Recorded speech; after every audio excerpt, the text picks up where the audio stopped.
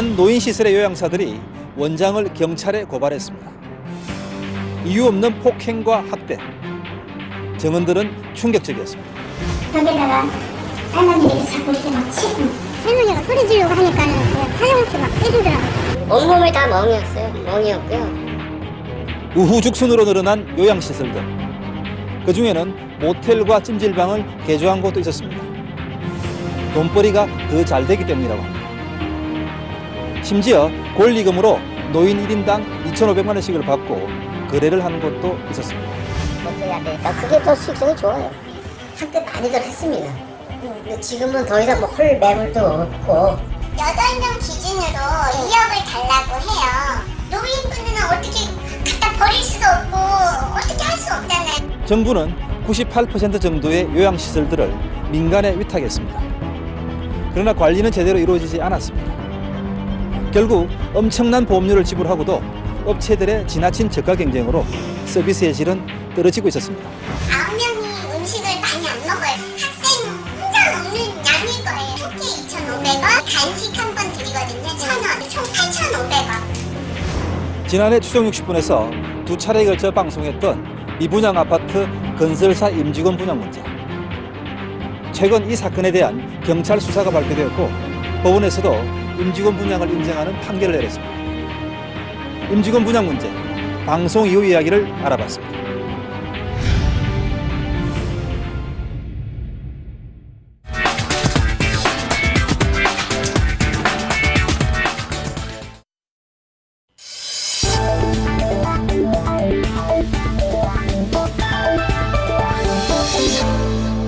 한국의 고령화가 세계에서 가장 빠르게 진행되고 있다고 합니다. 2010년 65세 이상 고령 인구는 545만 명. 2050년에는 그 3배가 될 것이라고 합니다. 노인복지 예산도 매년 증가하고 있습니다. 하지만 복지시설에서 노인들이 겪는 문제는 여전히 심각하다고 합니다. 그 실태를 윤중경 PD가 취재했습니다.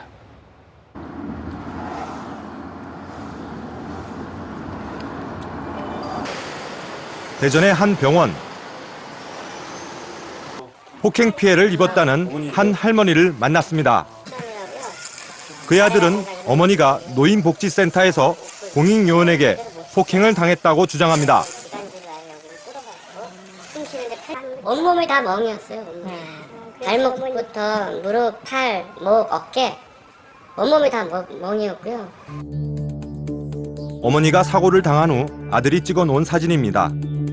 몸 곳곳에서 멍이 발견됐고 손가락에 흉터도 있었습니다. 공익근무원 복지관에서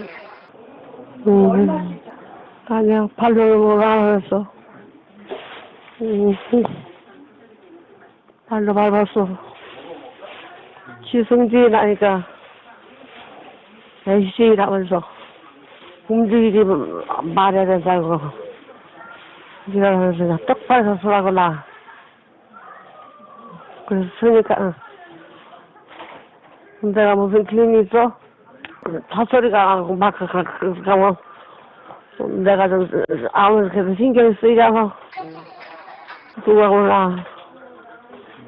그래 이렇게 저기 안 하려면 움직인다고 너도.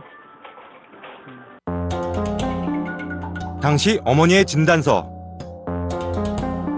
요추 압박 골절과 신체 여러 부분에서 타박상을 입었습니다. 10주간의 안정치료가 필요한 심각한 부상이었습니다. 그때 그 일 당하시고 나서 좀 억울하시겠어요? 억울하세요? 깜빡거려 보세요 한번. 조금 깜빡할 때 우리 말 다 알아듣잖아.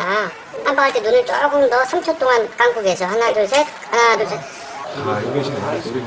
빨갛고 얼굴 빨개지신 거예요 지금? 빨갛고 지금 떨리는 것 같아. 보여 지금. 그렇게 해놓고 그렇게 뻔뻔하고 그런 사람이 다 있습니다. 가족들은 어머니가 말은 못하지만 당시의 기억은 명확히 갖고 있다고 주장합니다. 인정하는데 자기가 무슨 폭행을 하거나 이러진 않았다.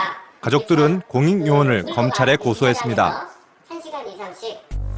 하지만 법원은 업무상 과실로 금고 6개월을 선고했고 피고는 이에 항소를 한 상태입니다. 공익요원은 할머니를 운동시키는 과정에서 실수로 할머니가 엉덩방아를 찧었을 뿐이라고 진술했습니다.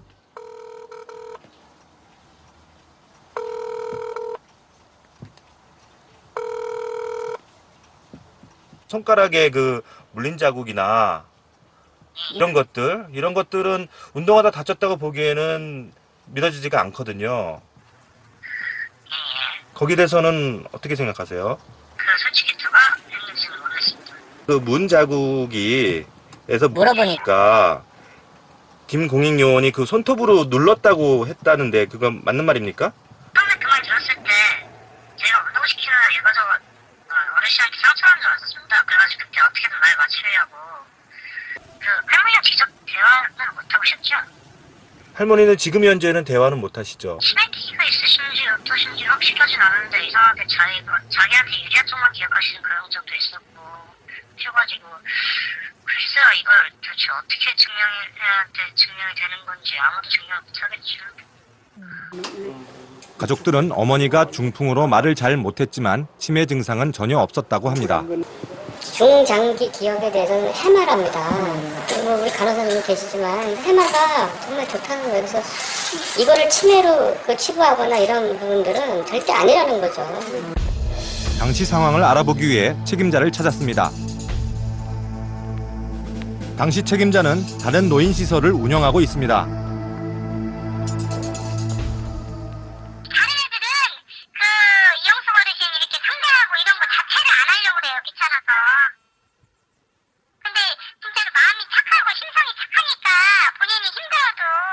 그 상처는 그럼 왜 생긴 거라고 보세요?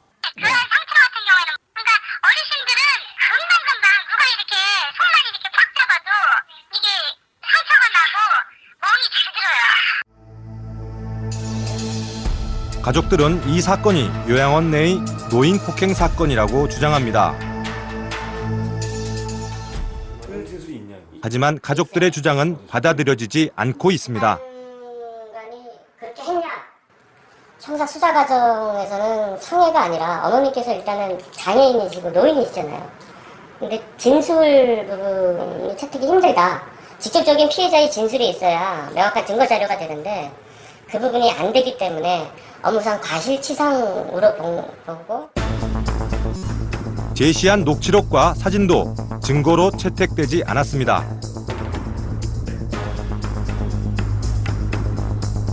가족들은 아무도 책임을 지지 않고 명쾌한 설명도 없는 현실이 답답하다고 말합니다. 아침에 멀쩡히 가셨는데 식물인간 상태로 지금 오신 거거든요. 이후로도 얼마나 많은 부분들이, 얼마나 많은 노인들이, 장애인들이 충분히 이러한 어떤 복지의 사각지대에서 피해자가 될 수가 있고요. 요양원장이 노인을 학대한 사건도 있었습니다. 이 사건은 요양원에서 일하던 요양보호사들에 의해 알려졌습니다. 기절사 했을 때 갑자기 할머니가 그 할머니가 소리 지르고 하니까는 소리 듣고서 막 내려와서 갑자기 사정없이 막 때리더라고요. 이렇게 하지 말라거나 이렇게 제지하지 않으세요?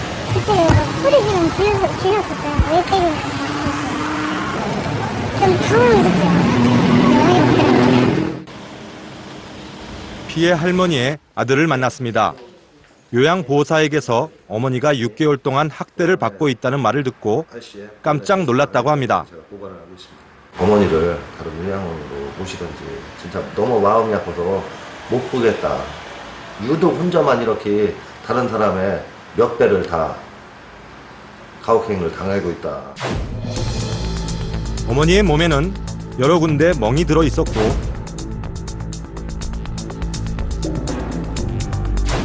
먼지털이개로 때렸다는 발바닥엔 물집이, 등에 생긴 욕창은 심각한 상태였습니다. 이건 말이 안 되잖아요. 직원이 좀 저기에서 했다면은 그래도 집에 놓는다니까 서로 부딪히고 살으니까 좀 에이 할머니 왜 그래 우선 툭 할 수도 있는 얘긴데 그 시설을 운영하고 관리해야 될 사람들이 그렇게 했다는 건 이건 상상을 초월하는 거죠. 할머니는 지금 다른 요양원으로 옮겨져 치료받고 있습니다. 어머니. 학대 충격으로 말도 못하고 욕장 때문에 걷지도 못하게 됐다고 합니다. 가서 씻겨드리고 쇼파나 이런 데 나갈 때는 저희가 이제 부축해서 같이 나가서 드시고.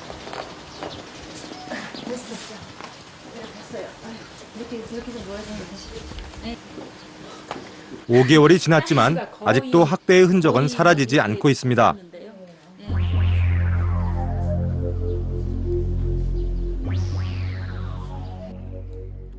요양원장의 학대와 폭력은 이뿐만이 아니었습니다. 당시 요양원에서 근무했던 또 다른 간호사를 만났습니다. 세팅한테 목적으로 걸어 못 걷게 한 사람, 그거 본 사람도 기억도. 다른 할머니들도 많이 맞았어요. 때린다는 건 어떻게 주먹으로 이렇게 때리는 주먹으로 앞에 침대로 발을 차.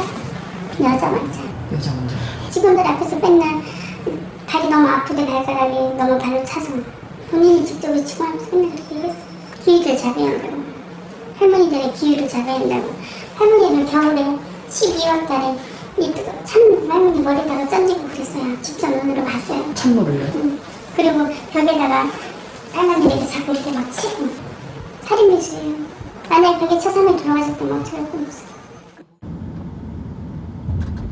문제의 요양원을 찾아가 봤습니다. 이미 다른 사람에게 팔린 상태. 시설 보수를 하는지 안에는 공사 장비가 놓여 있습니다. 하지만 노인들이 사용하던 집기나 시설들은 모두 그대로 있습니다.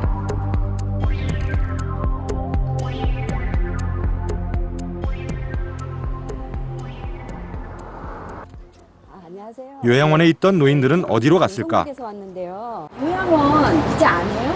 저 먼저 하는 사람은 가고요. 새로 왔어요. 근데 아직 휴가가 안 났대요. 먼저 하는 사람은 무슨 일이 있었잖아요. 어르신들이 다 딴 데로 가셨죠. 난 요양원. 요양원은 새 주인이 개업을 준비 중이었습니다. 원장 부부의 소재를 이웃에게 물었습니다. 그 전에 하시던 분들한테 혹시 좀 연락드릴 수 있는 방법이 있을까요? 그게 없는데요. 그 먼저 하던 분이요. 예. 거기에서 어디 베트남인가 어디로 간다고 그러고 가신 것 같아요. 외국으로 가셨어요? 예. 이 사건과 관련해 어떤 조치가 내려졌는지 해당 군청을 찾아가 봤습니다. 급여 부당 청구권에 의해 가지고 기관 지정 취소를 했고 지금 폐업 중에 있는 상태입니다. 징역 내지는 벌금형에 대한 행정처분이 지금 법원에서 아직 판결이 떨어지지 않은 상태인데 우리한테 통보가 아직 없어요. 학대와 관련해서는 법원의 판결을 기다리고 있는 중입니다. 수소문 끝에 원장 부부와 연락이 닿았습니다. 사장님 핸드폰이지요? 예산의 요양원이요. 우리가 환자가 있어야 먹고 사는 기관인데 어떻게 환자를 데리고 부킹을 합니까? 그건 말도 안 되는 소리고 그 상상을 한번 해보세요. 주인이 할머니를 부킹했겠냐고. 우린 관리 감독만 하면 되고 책임만 지면 되잖아요. 지네들은 뭐 했냐고요. 할머니가 화상 입을 정도도 그렇고 할머니 때렸으면 지네들이 뭐 했냐고요. 그 말도 안 되는 소리인 것 같지 않아요? 지네들이 일을 제대로 안 하고 우리한테 미루면 되냐고. 이건 말도 안 되는 거지. 원장 부부는 폭행 사실을 완강히 부인했습니다. 하지만 요양원에서 일했던 직원들 모두 원장 부부가 폭행과 부실 관리를 했다고 검찰에 진술했습니다.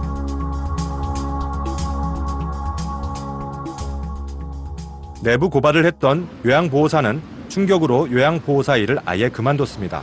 그만두셨어요? 이제 안 하시고? 네, 이제 안 해요. 이제 다른 거 해요. 다른 직장 들어가서 다니고 있어요. 아니, 꼭 놀란 거보다도 교통도 하는데 심하니까는 우리가 얘기를 안 하면 잘 모르죠. 이들은 왜 원장 부부가 아직도 처벌받지 않는지 이해할 수 없다고 합니다. 요양보호사 배울 때 아이 때리는 거 신고하는 것도 같이 걸리게 돼 있어요. 우리는 본대리만 하는 거예요. 그런 사람을 그냥 놔둬요. 처벌을 받아야지.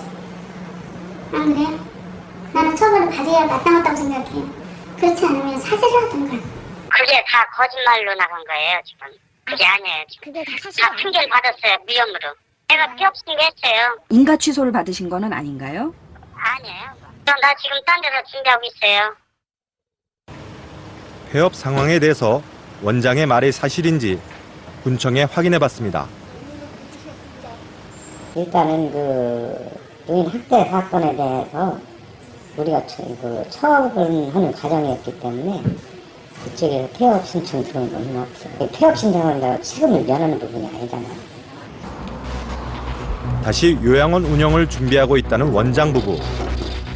형사처벌만 받지 않으면 사실상 이 일을 다시 할 수 있다고 합니다.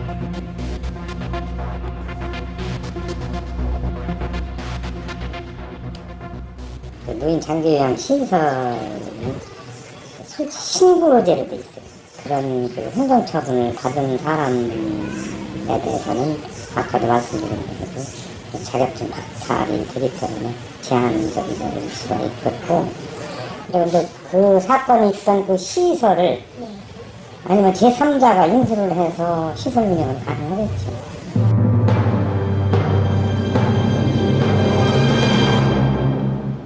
윤중경 PD, 요양시설 내에서의 폭행 입증하기가 참 힘들군요. 그런데 예산의 경우 폭행 사실이 거의 밝혀졌는데도 운영자가 다시 요양원을 운영할 수 있는 겁니까?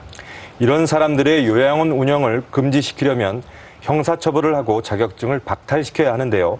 현재까지는 최종 결정이 내려지지 않아 문제의 요양원장이 무혐의 처분을 받으면 다시 운영할 수 있습니다.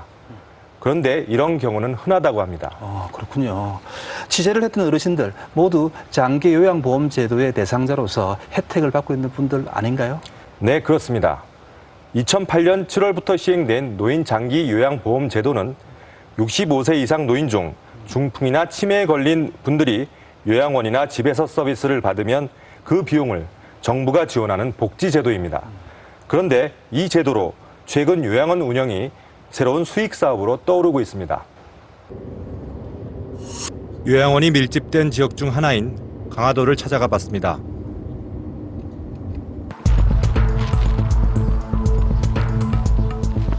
모텔처럼 보이는 이곳은 요양원입니다. 강화도의 요양시설은 28개, 4년 사이 2배 가까이 늘었습니다. 인근 부동산을 찾아가 봤습니다.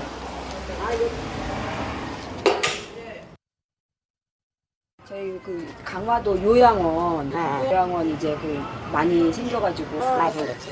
많이 바뀌었어요, 모텔이. 안 돼, 영업이 안 되니까. 모텔이 안 되니까. 모텔이 안 되니까 그게 더 수익성이 좋아요. 그 왜 그러냐면 모텔에 방이 다 돼 있잖아. 그 그대로 쓰시면 되니까 정부에서 나오는 지원금으로 운영이 가능하더라고요.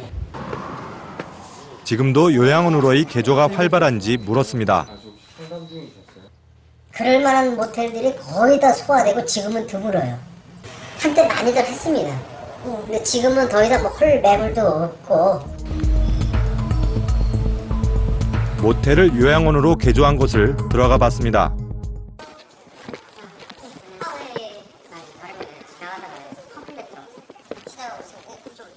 좁은 복도를 따라 양쪽으로 방이 이어집니다. 하지만 한눈에도 요양원으로 적합해 보이지 않습니다. 부장님이 사탕까지 살 그런 그 여유가 없었는데 오늘은 좀 꼭 사다 드릴게요. 네. 화장실도 있고 여기도 난방도 들어오고요. 여기는 여기 원래 숙박시설이었나 봐요. 모텔 옛날에 한 8년 전에 했었어요. 그게 들어가고요. 그다음 침대랑 이런 게 있어요. 근데 옷장은 옷장 기본적으로 다 있습니다. 한 명도 하나씩 쓰게 다 있죠? 그렇죠. 현행법상 노인 요양원은 일정 기준의 시설만 갖추면 누구나 운영을 할 수 있습니다. 허가제가 아닌 신고제이기 때문입니다. 노인 요양보험제도가 2008년 시행된 후 요양원은 4배, 재가요양센터는 2배 이상 늘었습니다.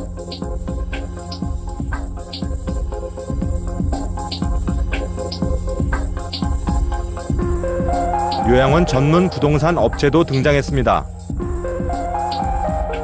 최근에도 거래가 꾸준히 이루어지고 있습니다. 부동산 업체를 직접 찾아가 봤습니다. 이곳의 사장은 직접 요양원도 운영하고 있습니다. 그는 요즘도 매매 문의가 많다고 합니다. 또 요양원은 좋은 거 중에 하나가 이렇게 하면 환자가 춥잖아요. 그럼 다 빠질 일은 없잖아요. 몇 명 돌아가시고 이거는 되는 거예요. 그게 엄청 좋은 거예요. 다른 커피숍이나 뭐 식당은 오늘 끝나면 내일은 그 손님이 올지 안 올지 모르는 거잖아요. 그러실 때까지 가 있겠습니까? 뭐 얼마나 임대사가 그동안 흘렀다. 매물로 나온 한 요양원을 찾아가 봤습니다. 이곳 원장은 어린이집과 요양원을 두 곳씩 운영하고 있다고 합니다. 어린이집도 4개를 못 해가지고. 이야. 아니 근데 그동안은 이렇게 요양원은 내가 돈 투자한 만큼 내가 다 내 돈이잖아. 근데 어린이집은 그 프로테이지가 적정 프로테이지를 다 정해놔갖고 임대료는 총 수입의 뭐 10%, 15%, 뭐 부식비 몇 프로 다 정해져 놓기 때문에 해보시니까 어쨌건 어린이집보다는 이게 훨씬 나아요? 훨씬 낫죠. 낫고 수월하고 수입은 말도 못하죠. 이거는. 많은 수익을 올리고 있다는 요양원의 내부. 이 요양원은 권리금까지 붙었다고 합니다. 권리금이 지금 얼마예요? 권리 저희가 6억 내놨어요. 권리금 6억. 지난번에 누가 계약을 했어요. 사회복지 그 교수들이 하려고 그랬거든. 자기네들끼리 몇 명. 권리금까지 붙을 정도로 요양원이 수익이 되는 사업일까? 임대로 나온 요양원을 찾아가 봤습니다. 원장은 요양원을 매입하면 입소 노인들까지 넘겨줄 수 있다고 말합니다. 구인 노인을 포함해서 임대료는 4억 5천만 원입니다. 원장은 최근 다른 곳에 대형 요양원을 열었습니다. 제가 이거를 왜 굳이 요양원을 안 잡고 그 요양원 하고 싶으신 분들한테 전세를 주냐면 이게 전망성이 있고 우리가 100배드를 오픈을 했잖아요. 굳이 전망성 없으면 100배드 오픈할 필요성도 없죠. 많으면 많을수록 노인 잘 되는 사업이 노인 사업이더라고요. 노인분들은 어떻게 갖다 버릴 수도 없고 어떻게 할 수 없잖아요. 요양원은 정부에서 지급하는 노인 장기 요양 보험금과 본인 부담금 등으로 운영이 됩니다.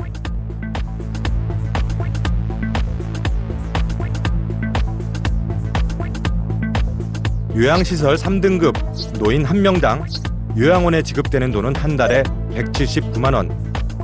원장은 이 중 식비에서 경비를 줄일 수 있다고 합니다.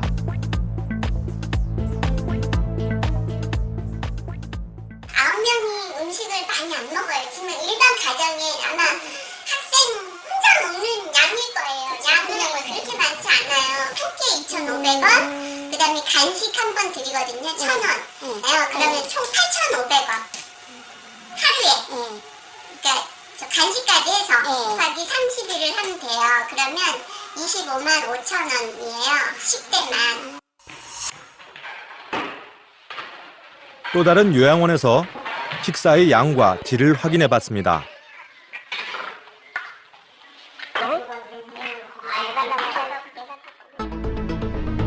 노인들을 위한 점심 식사, 죽과 물이 전부입니다.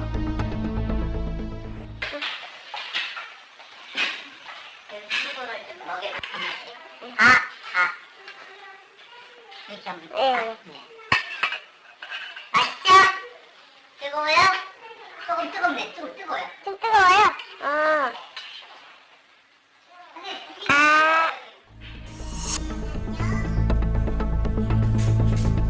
요양 원장은 수익을 얻기 위해선 최소 인력만 고용하라고 조언합니다.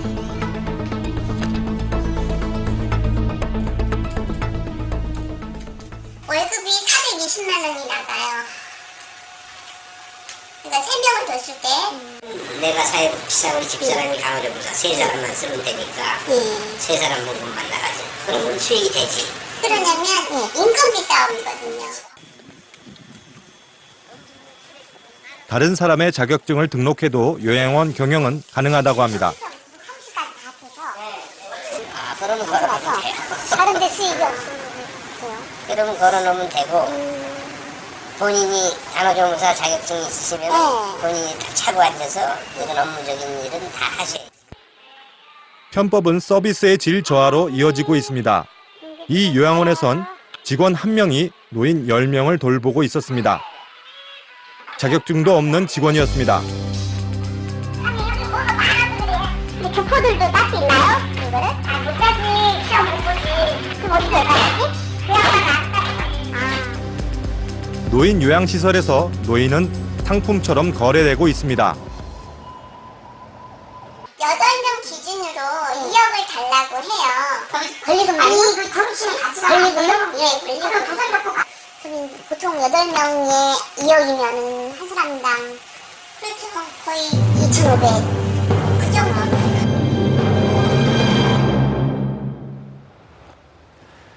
윤 PD, 한 명당 권리금이 2,500만 원.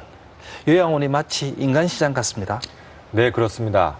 그동안 취재진은 많은 요양원들을 돌아봤습니다. 현장에서 만난 요양원장들은 모두 요양원 사업이 수익성이 있다며 노인들을 마치 상품 선전하듯 보여줬습니다. 돈벌이 수단으로 대하는 원장들의 태도에서 노인들은 보호의 대상이 아닌 것 같았습니다. 윤 PD, 노인들이 서비스를 받는 곳이 요양시설뿐만이 아니죠? 그렇습니다. 사실 노인들이 요양시설보다 더 많이 이용하는 것이 재가 서비스입니다. 재가 서비스란 요양보호사들이 노인의 가정으로 찾아가는 서비스입니다. 그런데 그 문제는 더 심각했습니다.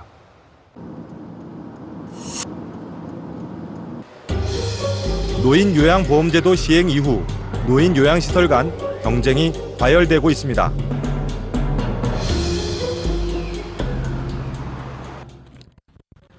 지난 1월 안동 지역에서는 두 곳의 요양시설이 한 할아버지를 서로 유치하려다 큰 소란이 있었습니다. 요양센터에서 끝났어요. 옛날에 끝났어요. 그때는 뭐라 그러던가요? 한번 원래 가서 뭐. 네? 가봐야 하고 가마구나. 당시 할아버지의 집에 두 곳의 요양센터 직원들이 찾아왔고 한 센터장이 할아버지에게 계약 파기를 이유로 포혼을 했다는 것입니다. 어르신이 우리 계약 기간이 지금 8월 31일까지 돼 있거든요. 요양센터가. 자, 그렇다면 계약을 우리가 서비스를 못해서 그런 게 아니잖아요. 어르신이 일반적으로 지금 어겠죠. 부담금 15% 이자까지 몇 년 하신 거 분명히 내셔야 됩니다. 그런데 당신들 분명히 내 경찰국으로 들어갔다며 공장에서 지금 이야기했어. 여보서! 경찰 부르시는데 일경으로 그냥 말이야 사람아. 당신을 까는 게 불쌍해. 알았죠? 지금까지 2년 증명하고 분명히 청구합니다. 알았죠? 어린 부담금 청구할 테니까. 본인 부담금이란 수급자가 직접 부담하는 금액입니다. 시설 요양은 20%, 재가 요양은 15%입니다.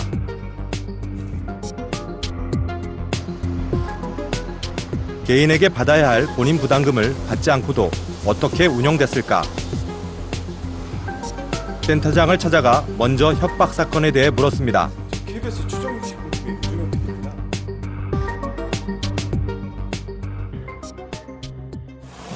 그것 때문에 저는 최신식으로 왜 출연했는지를 지금 실감을 했습니다. 여기 보면 그 당시 그 협박을 했다고 그러나요? 저 협박한 적 없어요. 그러니까 그거를 중간에서 누가 모함을 했어요. 모함을 한 사람이 누구냐면 대표적인 내가 데리고 있던 복지사들 3명이 있었는데 여러분들이 한 2년을 데리고 다 배워가지고 나가버렸어. 나가서 차렸어. 그걸 차려가지고 이놈들이 자기들이 우리 대상자랑 20년을 받았어요. 어르신들. 면제해준 본인 부담금만큼의 금액은 어떻게 채웠을까? 자, 매출이 10억이면 2%면 2천만 원, 3천만 원. 못 받고 어떻게 운영이 가능하신가요? 현금 출혈을 하는 건 아니에요. 그건 거짓말이에요. 그 안에서 규모의 경제를 하는 거지. 우리가 뭐 일어나고 가지고 안 될 거 없어요. 대들대잖아. 규모의 경제라고 봐야죠. 한마디로 더 많은 노인들을 유치해 부족한 운영금을 채웠다는 것.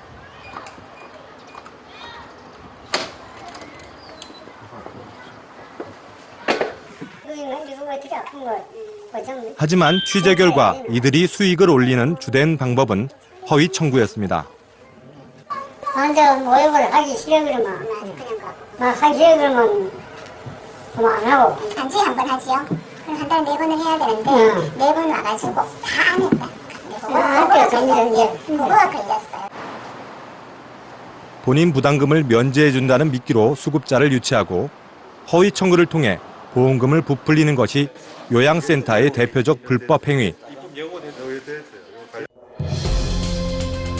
서비스 횟수나 시간을 늘리거나 심지어는 하지도 않은 서비스에 대해서도 청구하기도 했습니다. 그리고 그 청구액은 그대로 국민건강보험에서 지급됐습니다. 그러나 이런 부당 청구를 밝혀내기는 쉽지 않은 일이라고 말합니다. 인증 관리하는 인증자가 그 뭐 부담건은 다 확인할 수는 있거든요. 있는데 그 건을 가지고 가서 확인했을 때 수급자를 방문해서 인정하십니까 했을 때 인정을 못 하는 거죠. 본인 부담금 안 받으신 분들은 그게 미안해서라도 뭐 이렇게 더 청구하고 이런 걸 안다. 글쎄 알면서 이제 그 얘기를 못 하는 거지. 현행법상 수급자를 유인하기 위해 본인 부담금을 받지 않는 행위는 처벌할 규정이 없습니다. 주무부처인 보건복지부.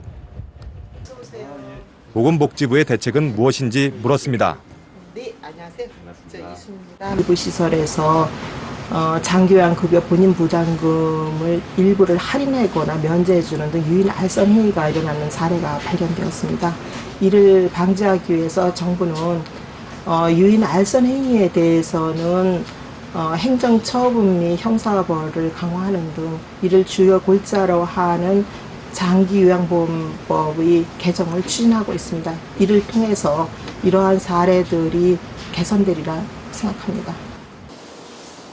환자의 보호자를 가장해 문제의 요양센터를 찾았습니다. 이곳은 2달간 영업정지 처분을 받았지만 그 기간 동안 실제로 영업은 계속되고 있었습니다. 등급은 받으셨어요? 아직부터. 그럼 꼭 복지사들이 안내해드릴 거예요. 요 경양고등학교 정문 N쪽에 있죠. 센터장이 취재진에게 약도를 한 장 건넸습니다.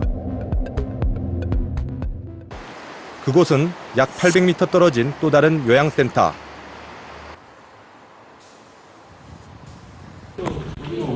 두 요양센터는 도대체 어떤 관계인지 물어봤습니다. 그쪽에 이제 좀 사정이 있어서 이제 같은 계열인데 이쪽을 한 개 더 내게 됐어요. 이제 개인적 분점을 한 개 더 낸 거예요. 그쪽이 해도 주인은 똑같으니까. 똑같아요? 다른 농의로 돼 있지만 관리는 같이 이제 개인적으로 같이 하거든요.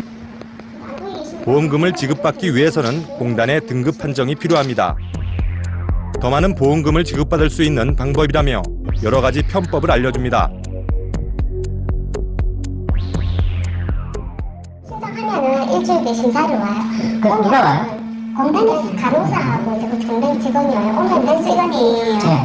확인이 될 수 있으면은 설 수 있어도 될 수 있으면 못 일어나는 척하고 속이는 건 아니지만 그렇게 받으려면 좀 그런 식으로 좀 힘없이 좀 그러셔야 돼요. 정말 최대한 아픈 척을.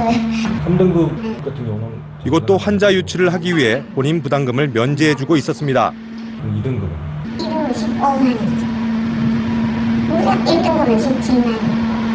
그게 100% 한전에서 다 쓸 경우에 저희들이 뭐 서비스를 한 15%를 못 받아도 그 손에 뭐 가능하게 받더라도 서비스를 해드리는 방향으로 할 수가 있어요.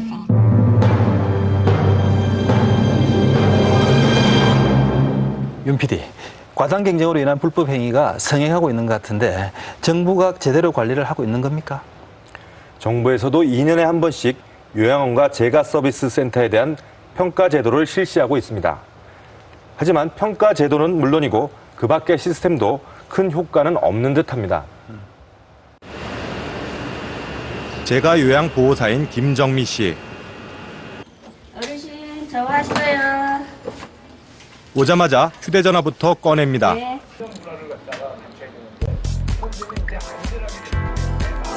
RFID, 무선 주파수를 이용해 출퇴근 시간을 공단으로 통보하는 시스템입니다.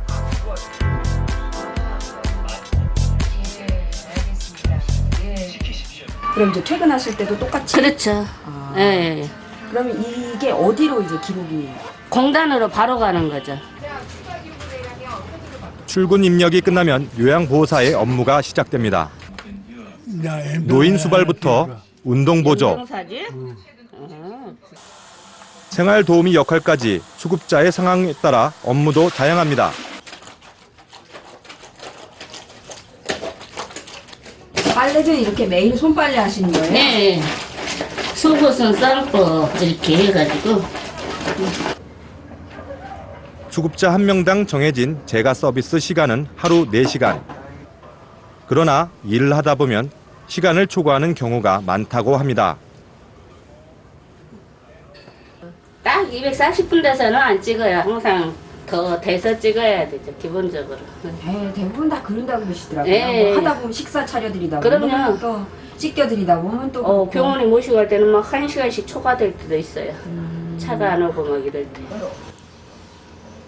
일하는 시간은 분 단위로 체크되지만 초과 시간에 대한 급여는 없습니다. 네? 아, 예, 음료수 드리라고? 아니에요, 저. 개발 비용에만 약 50억 원. RFID는 부당 청구를 막기 위해 도입된 시스템입니다.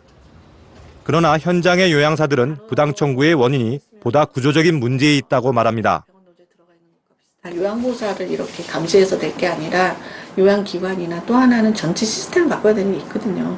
과잉공급 구조를 바꾸고 불법할 수 없는 그런 구조를 만드는 게 필요한 거지 일하는 사람 감시한다고 부당 청구가 없어지지는 않거든요. 요양센터 간 경쟁이 워낙 치열하다 보니 요양보호사들은 업무 외의 일까지 요구받고 있습니다. 심지어 요양사가 수급자 가족의 농사일을 하고 있다는 제보가 있어 현장을 찾아가 봤습니다.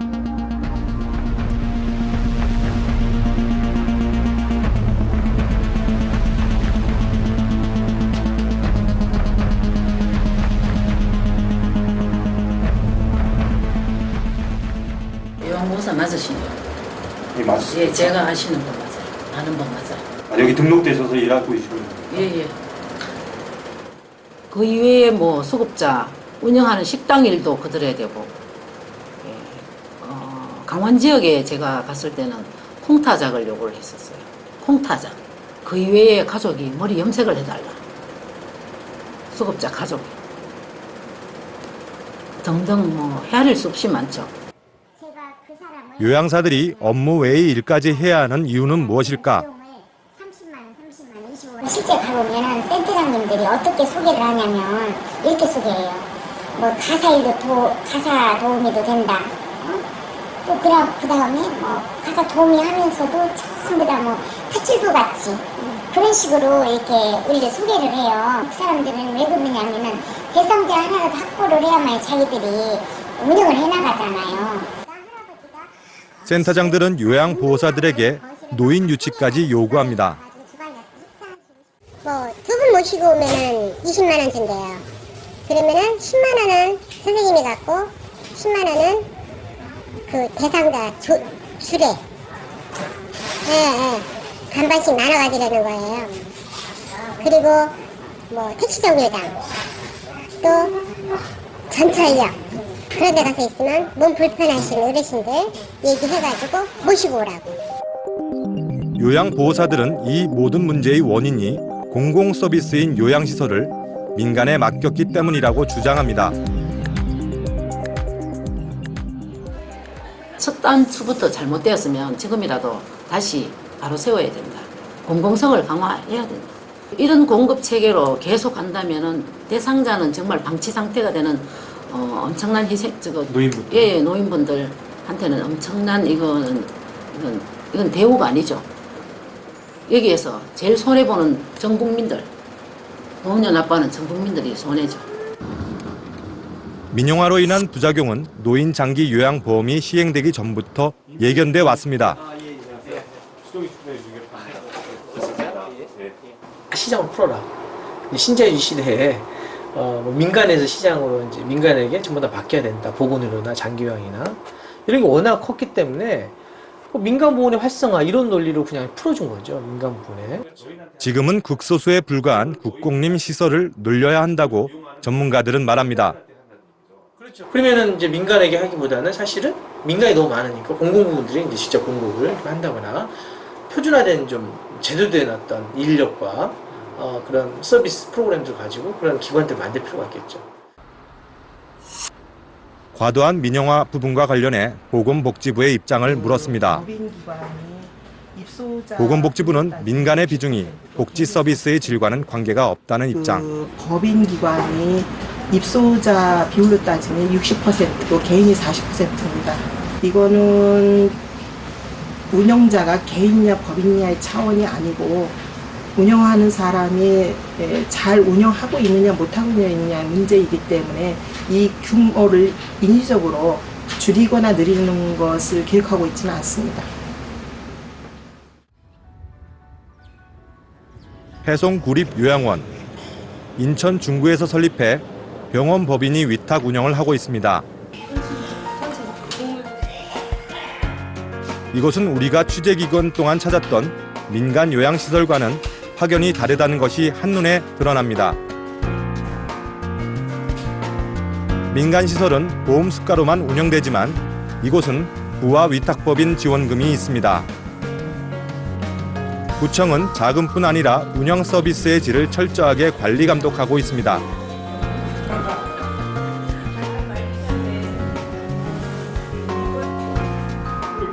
무엇보다도 이곳은 병원 법인이 운영하기 때문에 전문의에게 지속적인 건강관리와 치료를 받을 수 있습니다. 많이 좋아졌어요. 계세요? 노인요양보험제도 시행 5년, 예산은 늘고 있지만 이 같은 시설들은 2% 미만에 불과합니다. 우리 모두가 다 노인이 될 거고 인생에 어떻게 보면 사실은 가장 중요하고 가장 소중한 시기를 보내는 우리 어르신들의 삶의 질에 관한 부분이기 때문에 이 부분에 대해서 개선하고 보완해 나가야 될 점들 찾아 나갈 수 있는 어떤 그런 시점이 됐으면 좋겠고요. 윤 PD, 방금 봤던 시설이 우리가 기대했던 요양원의 모습인데 저런 시설을 찾아보기가 힘들다는 거죠? 네, 결국 과도한 민영화가 문제입니다. 정부와 전문가들은 민영에 대한 인식이 서로 다릅니다. 전문가들은 우리나라 요양시설에서 민영이 98%라고 하고 보건복지부는 40%라고 합니다. 이런 차이가 나는 이유는 정부가 개인 운영시설을 제외한 대부분의 기관들을 공적 기관으로 분류하기 때문입니다. 시행 5년이 된 노인 장기 요양보험 제도의 현 주소입니다. 윤 PD, 많은 요양시설을 다녔는데 취재하면서 느낀 점이 있다면 무엇입니까? 요양원 문제의 내부 고발자는 요양보호사들입니다. 노인들이 먼저 불평이나 불만을 이야기하는 경우는 거의 없습니다. 혹시라도 집으로 돌아가게 됐을 때 자식들에게 폐를 끼치게 될까봐 인내하고 참고 지낸다고 합니다. 말년의 여유로움과 행복을 누리기는커녕 숨죽이며 살아가야 하는 어르신들의 현실이 가슴 아팠습니다. 윤중혜 PD 수고하셨습니다. 지난해 지급된 장기요양급여비는 약 2조 4천억 원. 천문학적인 금액입니다. 불편하신 어르신들을 돌보는 일, 이제 가정에서만 하기가 어려운 실정이고 시행 5년째인 노인 장기요양보험, 상당 부분 효과가 있었습니다. 그런데 취재를 통해 확인했듯이 지나친 민영화가 능사는 아닌 것 같습니다. 민영화의 핵심은 효율성입니다. 하지만 이익을 추구하는 민간시설에 공적 기능을 맡기는 것이 적절한 것인지 정부에 묻지 않을 수 없습니다. 거의 대부분이 민영화된 현재의 시스템이 정부에게는 편리할지 모르지만 정부는 고통받는 어르신들의 현실을 너무 모르고 있는 것 같습니다.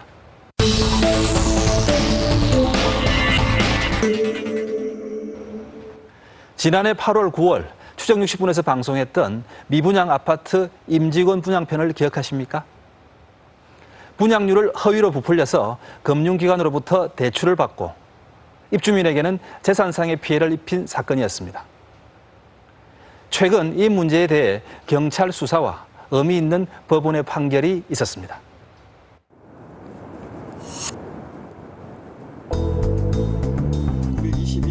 지난 4월 전남경찰청은 한 건설사의 임직원 분양에 대한 수사 결과를 발표했습니다. 사내 직원을 동원하여 허위로 분양을 신청케 하고 이를 통해 2개의 금융기관으로부터 2,300억 원을 불법 대출받은 혐의로 지난해 9월 우리는 대구의 한 신축 아파트의 분양률이 부풀려졌다는 제보를 받았습니다. 이 분양자가 230세대 정도 됐는데 70세대가 대우건설분이라고 이야기를 들었습니다. 주민들은 건설사가 임직원 분양을 통해 분양률을 높였다고 주장했습니다. 취재를 통해서 수정 60부는 70세대가량이 건설사 임직원들에게 분양되었다는 의혹을 제기했습니다. 해당 건설사는 부인했습니다. 숫자가 70명이 아닙니다. 70명이 아니고 몇 세대인가요? 지금 몇 세대죠? 저희가 확인한 바로는 한 15세대 정도. 아마 70세대 뭐 판매하면서 누군가가 회사 고용분이다 얘기했던 거는 그 순차적으로 해약된 그 부분 중에 일부가 그게 좀 오해가 된 게. 하지만 경찰 수사 결과 추정 60분의 문제 제기는 사실로 드러났습니다. 이 건설사의 임직원 분양은 전국적으로 이루어졌습니다. 전국 5개 아파트, 총 922명의 직원들이 허위로 분양을 신청했습니다.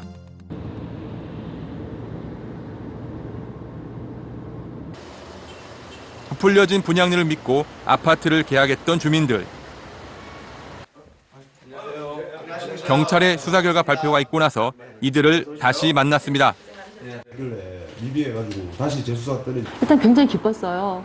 그게 이제 그냥 뭐 암암리에 떠도는 소문이라고만 생각을 했었는데 그거를 그렇게 집중적으로 수사를 했었고 법적인 상황에서 명백히 밝혀주셨다는 사실 자체에 대해서는 굉장히 기뻤고. 경찰은 임직원 분양을 위한 비밀 협약서도 존재했다고 밝혔습니다. 예, 비밀 협약서 내용은 홍보비 명목으로 허위 분양 신청한 직원들에게 1,000만 원씩 지원해준다는 부분이 있습니다. 이 협약서에 따르면 분양을 신청한 대가로 건설사 임직원들에게는 대대당 1,000만 원이 지급되었습니다. 뿐만 아니라 위약금을 내지 않고 계약을 해지할 수도 있었습니다. 일반 분양자들과는 다른 조건입니다. 입주 시점에 400세대가 없어진다 하는 건 그건 문제입니다. 진짜. 이렇게 끝내는 거짓이라는 건 밝혀지기 마련인데 어떻게 그거를 방송에까지 나와서까지 거짓을 말할 수 있었는지 전 국민을 상대로 사기극을 벌인 것밖에 더 되겠느냐. 해당 건설사인 대우건설에 이번 수사 결과에 대한 입장을 물었습니다. 그들은 인터뷰를 거부하고 서면 답변서를 보내왔습니다.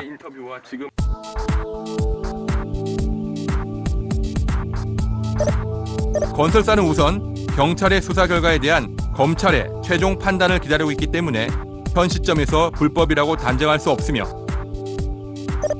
경찰이 밝힌 임직원 분양 64세대도 임직원들이 계약자가 아니라 직원들이 지인들에게 소개한 것이라고 밝혔습니다.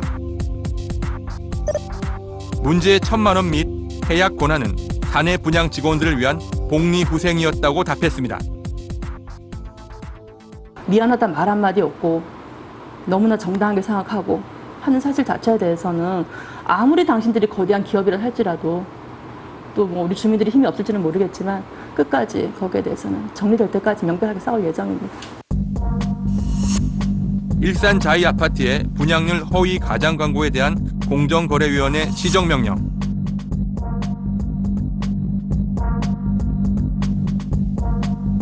임직원 분양의 존재를 인정한 법원의 판결.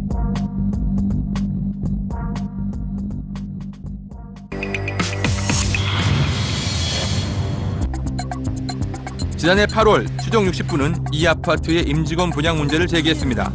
당시 주민들은 임직원들이 계약을 취소한 아파트가 할인 판매되면서 큰 손해를 보고 있다고 주장했습니다. 정상적으로 입주하신 분들은 적어도 몇 천만 원에서 많게는 억 단위의 손해를 그냥 가만히 앉아서 보는 거예요. 분양 당시 이 아파트는 임직원 물량까지 포함해 분양이 완료된 것처럼 홍보했습니다. 당시 추정 60부는 허위 분양률의 배경이 임직원 분양이라는 의혹을 제기했습니다. 방송 이후 공정거래위원회는 분양률이 실제보다 과장되었다는 보도 내용을 사실로 인정했습니다. 한편 법원도 사원 분양을 근거로 계약자들에게 위자료를 지급하라고 판결했습니다. 취소할 정도로 사건 담당 변호사는 최종 60분 방송이 판결에 큰 도움이 되었다고 합니다. 분양자들 입장에서는 임직원 분양이 있었는지 아닌지 입증하기가 여간 어려운 것이 아닙니다. 다행스럽게도 추정 60분 방송에서 두 차례에 걸쳐 임직원 분양 실태를 보도록 했고 비교적 수월하게 입증을 했기 때문에 그러한 점에 있어서 방송이 상당히 기여를 했다고 판단됩니다.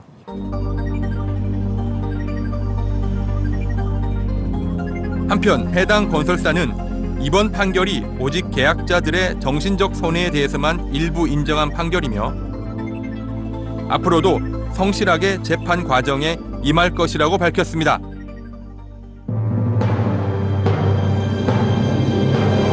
지난해 추정 60분이 제기했던 임직원 분양 관련 의혹들이 하나씩 확인되고 있습니다. 한 건설사의 경우 전국적인 임직원 분양 사실이 확인되기도 했습니다. 앞으로도 추정 60분은 오랜 시간이 걸릴지라도 한번 제기되었던 문제에 대해 끝까지 지켜볼 것입니다.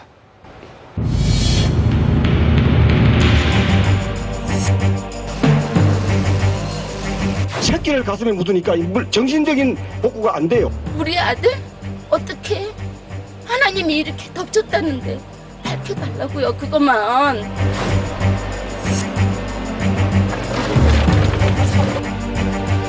뭐가 문제인지를 제대로 파악을 해서 공사를 해야지 보이는 데만 저렇게 공사를 했으니 당연히 불안하죠. 예방하는 것이 아니라 사후 약방문만 자꾸만 하는 거예요. 지금 전부 다.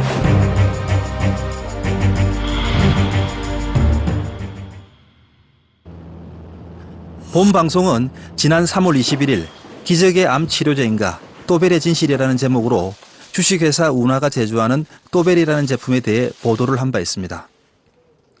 이에 대해 주식회사 운하는 또벨 제품과 관련 산삼줄기 세포에 유효 성분을 함유하는 조성물질에 대해 특허가 등록되었으며 이 제품을 복용한 뒤 부작용을 겪은 사람은 없다고 알려왔습니다. 또한 또벨의 산삼줄기 세포의 유효 성분을 미국 약점 분석법으로 인삼류와 비교 분석한 결과 일부 성분의 함량이 더 높은 것으로 나타났다고 밝혔습니다.